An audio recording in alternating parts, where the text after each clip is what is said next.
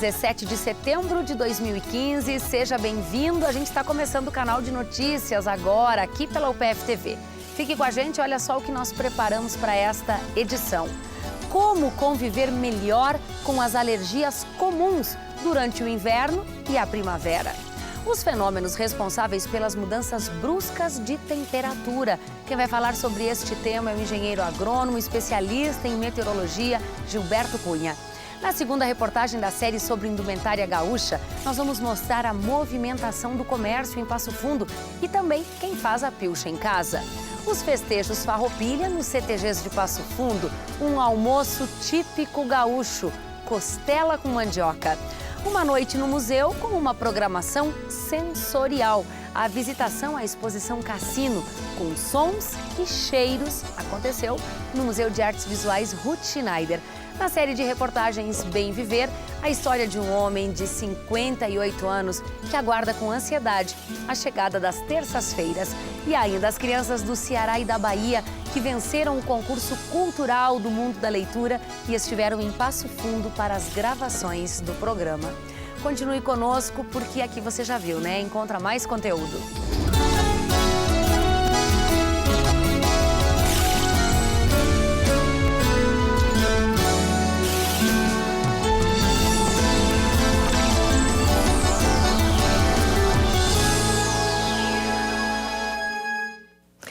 Um terremoto registrado no Chile ontem à noite, que deixou mais de 1 milhão de pessoas desabrigadas e 8 mortos, teve reflexos em várias cidades brasileiras.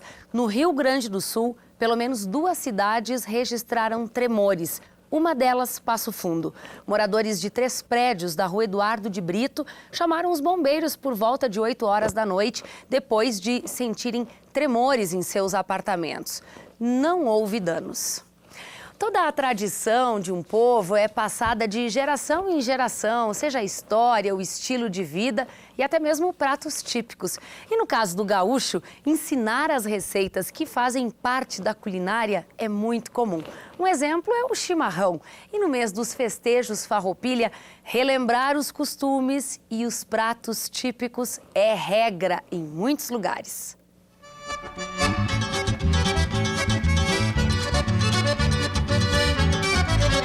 Neste CTG, a preparação do prato típico da entidade começou a ser feita um dia antes. Foram 40 quilos de carne e 35 quilos de mandioca para fazer o tão esperado prato costela de gado com mandioca. E era cedinho da manhã e eles já estavam preparando tudo. Que a gente já começa antes, né, ir preparando as coisas para fazer. Daí dificuldade assim para fazer, não, nós não temos. Mas esse prato não é qualquer um, não. Ele tem um significado muito especial na história e na tradição gaúcha. A mandioca com costela foi caracterizada num prato típico que era muito usado nas fazendas, nas propriedades rurais, por ser um prato fácil de preparar. Tinha mandioca na própria propriedade, né? O boi ou a vaca para ser carneado, tirado a costela, que não era carne pura, fazia a costela, arroz, um arroz para incrementar, né? E a costela e a mandioca, por ser um prato forte para o peão aguentar a lida do dia a dia, que era uma lida dura. E não é só o prato principal que faz sucesso por aqui. Não poderia faltar o chimarrão, instituído como bebida símbolo do Rio Grande do Sul, por lei, lá em 2003. O gaúcho sempre gosta, aprende, tem que tomar chimarrão. A gente, de manhã, de meio-dia, à tarde, a gente sempre com o chimarrão, a cuia na mão. Durante os festejos Farroupilha em Passo Fundo, em cada dia um CTG fica responsável por mostrar os trabalhos desenvolvidos pela entidade. Eu acho muito importante porque daí a gente vai trazendo a nossa tradição que ela está se perdendo, então acho que cada vez mais a gente tem que mais incentivar esse movimento. E é através do sabor, do tempero tropeiro, que a chama dos costumes se faz viva, passando de pai para filho o gosto pela tradição.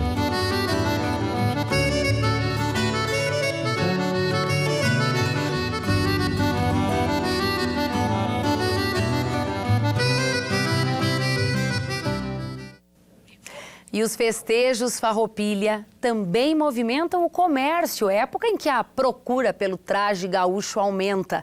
Na segunda reportagem da série sobre a indumentária gaúcha, a gente mostra hoje quem também faz a pilcha em casa.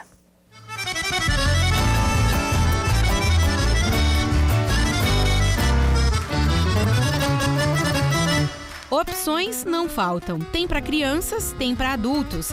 É bombacha, bota, vestido, lenço, alpargata. Afinal, a autenticidade do povo gaúcho está na peculiaridade da cultura. E com tanto detalhe, a Semana Farroupilha movimenta o comércio de lojistas que se dedicam à venda destes produtos. Ele é um movimento contínuo, né? É um movimento bem trabalhoso para o pessoal do comércio de pilchas, né? Comércio de artigos tradicionalista.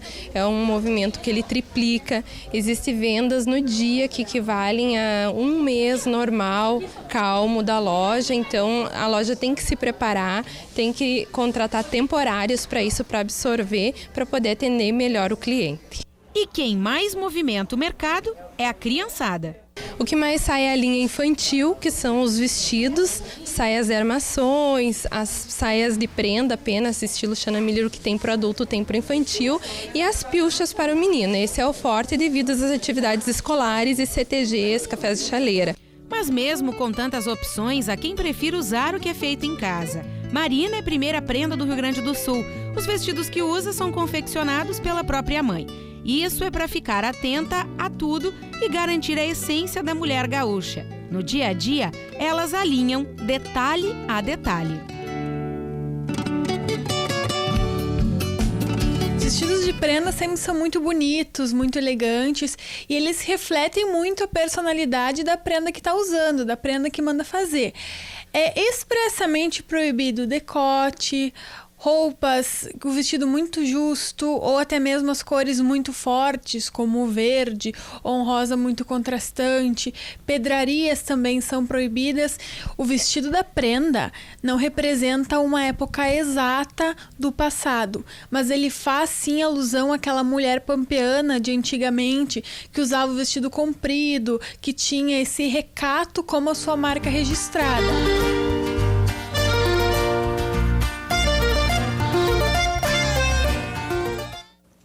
A variação climática, as mudanças bruscas de temperatura ajudam no surgimento de alergias. E nessa época do ano, então, com a proximidade da primavera, esse problema aumenta. Se você tem algum tipo de alergia, preste atenção nas informações que nós vamos passar a partir de agora, com a ajuda do médico alergista Arnaldo Carlos Porto Neto. Doutor, seja bem-vindo ao PFTV. É um prazer lhe receber aqui em dias tão difíceis de muita reclamação de alergia. É assim no seu consultório também, doutor? É. Infelizmente, para as pessoas né? É uma época propícia para quem tem alergia piorar os seus sintomas.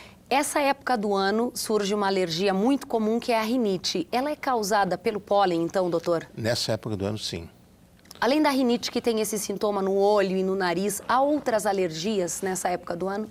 Tem algumas pessoas que também têm manifestações na pele, como coceira, irritação na pele, pele descamativa, e que é agravada pelo pólen. Nós podemos dizer, então, que é a rinite de pele, de forma grosseira, isso? É que algumas pessoas que têm rinite ou têm ou que têm doença alérgica, às vezes vem no pacote, a pessoa tem as 3 doenças básicas, que seriam a rinite alérgica, algumas têm asma e algumas têm dermatite atópica. E algumas têm 2 dessas, ou têm as 3 dessas, ou tem uma dessas. O porquê ainda a gente não sabe. O porquê que tem as 3 e o outro só tem uma.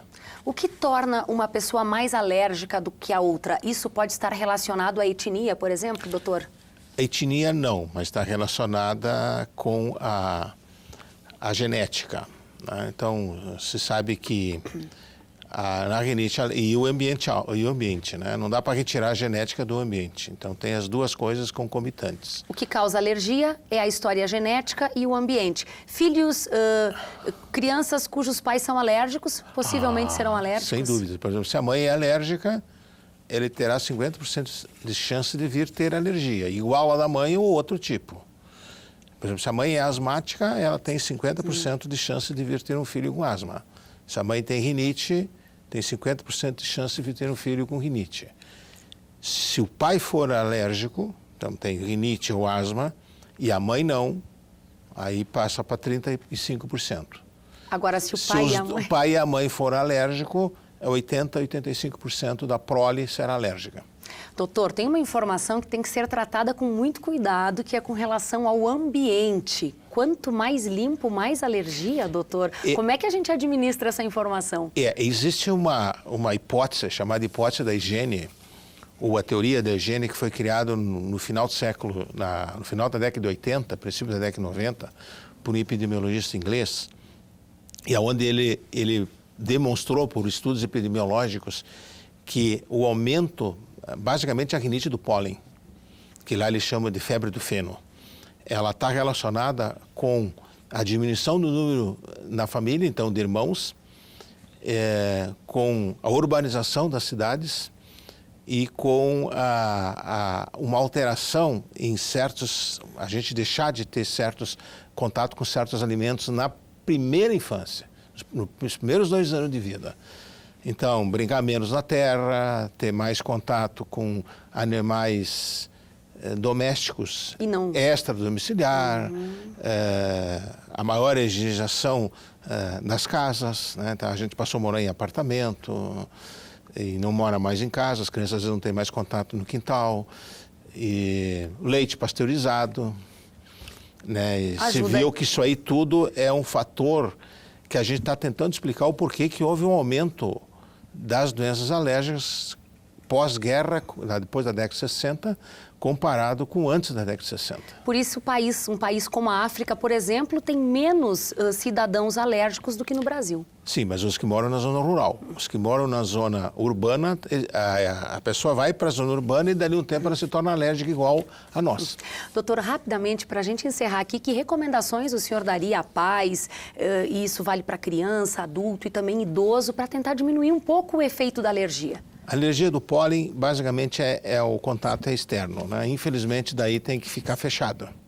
Então, manter a casa, os vidros da casa fechada, de manhã até próximo do meio-dia, abrir a casa para ventilar próximo entre meio-dia e 2 da tarde, porque é o horário que o pólen está mais alto, e fechando a casa de novo depois das 4 da tarde, para evitar que o pólen entre para dentro da casa. Quem andar de carro, andar com o vidro fechado. Obviamente que quem tem alergia, a rinite alérgica do pólen, andar de moto, de bicicleta ou correr ao ar livre, dependendo do horário do dia, isso é muito ruim, daí teria que fazer a atividade noturna, seria mais aconselhável. Lavar diariamente as narinas com soro fisiológico, e com isso você diminui o contato do pólen com a mucosa nasal. E basicamente são essas medidas rotineiras que a gente usa de prevenção. Pequeno isolamento também, Pequeno isolamento. Doutor? Por exemplo, esse ambiente que nós estamos aqui não tem pólen. Perfeito. Doutor, olha, teriam muitas perguntas aqui. Muito obrigada. Até breve. Até breve. Obrigada. Muito obrigado pelo convite. Bom, as terças-feiras têm sido especiais para um homem de 58 anos. Ele foi praticamente convocado pela esposa a participar do CREATE UPF. Entrou aí cheio de desconfiança e agora não quer mais sair. Conheça a história do seu Otomar na 4ª reportagem que nós estamos apresentando durante esta semana da série Bem Viver.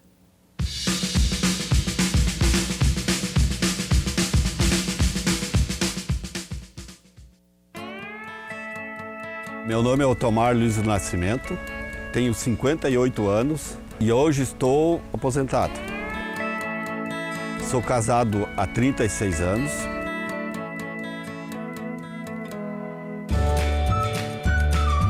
Fui intimado pela minha patroa para participar do CREATE, para ter um exercício a mais, participar de uma atividade física a mais, para não ficar numa ociosidade em casa sem fazer nada.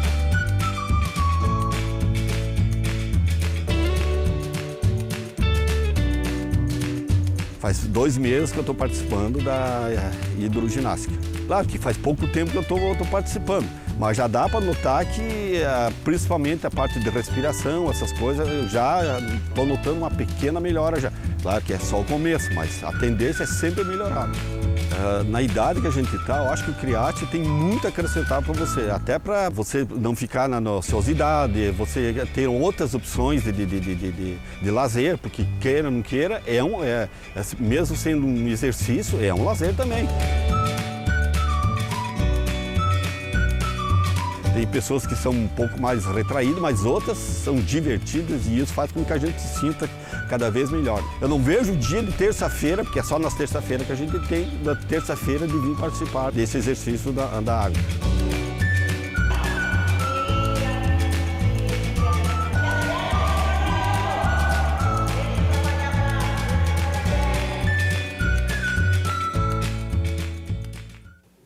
Verão em pleno inverno. Depois do intervalo, nós vamos falar por esses fenômenos responsáveis pelas mudanças bruscas na temperatura.